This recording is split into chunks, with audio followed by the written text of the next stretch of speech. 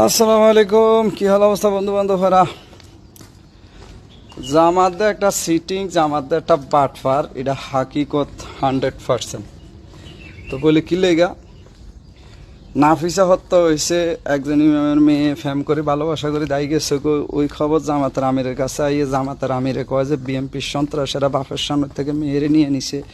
তখন জামাতের আমির এটা নিয়ে কি গজে স্ট্যাটাস দেয়, জামাতের আমির এটা নিয়ে রাজনৈতিক প্রপাগান্ডা সাজায়। কিন্তু আজ পর্যন্ত এই যে এতগুলো আলেম সমাজ, আমি জামাত বলবো না, আলেম সমাজের লোক, যে মাদ্রাসার শিক্ষক, যে এতগুলা কি গজে অপকর্ম করল, এতগুলা দর্শনকারী আলেম মাদ্রাসার শিক্ষক ধরা হইল, ঠিক আছে নি? এই বিষয়টা নিয়ে টপ অফ দ্য কান্ট্রি এই বিষয়গুলো ভাইরাল, কিন্তু এই বিষয়গুলো নিয়ে কখনো একটা স্ট্যাটাস দিল না, কোনো একটা কথা বলল না।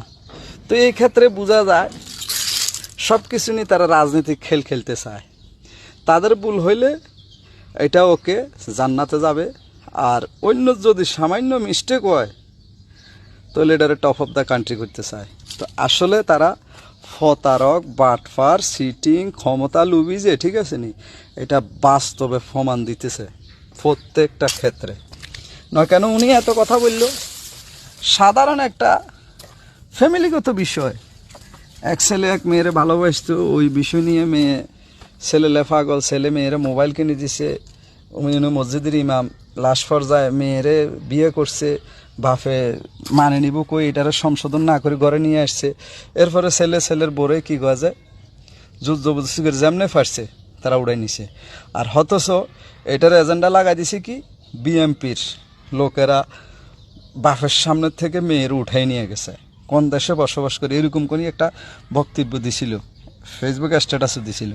কিন্তু এই যে জামাতের হুজুরেরা মাশাআল্লাহ বাইয়ে ফতে এই যে নেকের কাজ করতেছে, ইভেন ছোট ছোট মেয়ের ঘরে 12 বছর 13 বছর 5 বছর এই মেয়েগুলার দর্শন করলো। কই ওনার তরফ থেকে, জামাতের কোনো লোকের থেকে এখন পর্যন্ত কোনো একটা স্ট্যাটাস পাইলাম না, এখন পর্যন্ত এটার বিরুদ্ধে কোনো একটা কথা বলতে দেখলাম না।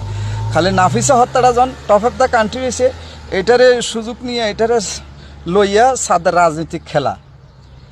আসলে আপনারা যে সিটিং, আপনারা জাতির সামনে উন্মুক্ত হয়ে গেছেন, সিটিং বেজে যা করছেন, এনাফ এনাফ আর করিয়েন না। নিজের প্রতি একটু খেয়াল করেন, আপনাদের প্রতি যে জাতির একটা সম্মান, ইজ্জত করে, ইজ্জত রাখে, ওই যে জায়গাটা খর্ব করিয়েন না। কথা বুঝছেন নি? অবশ্য ভালো কিছু পাইবেন ভালো কিছু করলে, তবে মিথ্যার আশ্রয় নিয়ে মিথ্যা কথা বলি কোনো কিছু সফলতা আসবে না, সফলতা হাসিল করতে পারতেন না। 100% বললাম।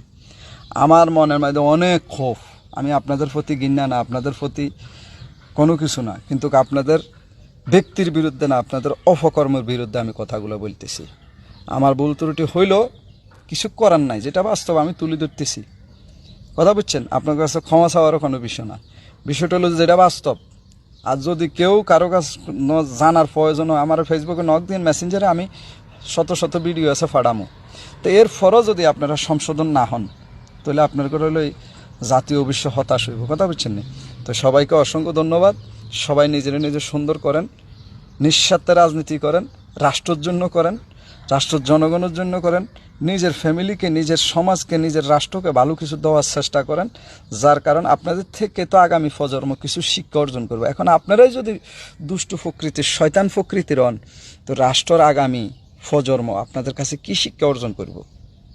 একটু বিবেকবোধ চিন্তা করেন, বিবেক খেলাইয়ে দেখেন কি করণীয় দরকার। মানুষ যখন বয়স হয়ে যায়, মধ্য বয়সে আসে, তার অবশ্য ভালো কাজগুলো করা দরকার। যার শেষ সময় তার টাকা পয়সা কোনো কিছু দরকার না, বৃদ্ধকালে তার একটু ইজ্জতের প্রয়োজন হয়।